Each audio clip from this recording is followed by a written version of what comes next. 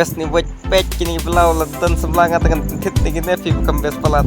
pet tu buat kadar tang sepat tengka dan sebelangat tit dar lah tali pan ka fix price lah dan sebelangat pentit tu gini jadi petlun ngam ngaisi pong gitu jeans kayak dan tit jangan pet yang best pet stick rupa jawat pet haha laisu face to face pet ketika bayang lay kajing best lah tapong abayang lah yakop dur tek tak lapang na sedang tingin kelin ingin pek pisah kenang menyiuk mentep pisah nomor pa ngigi betul pisah tu iya pendet kami menumala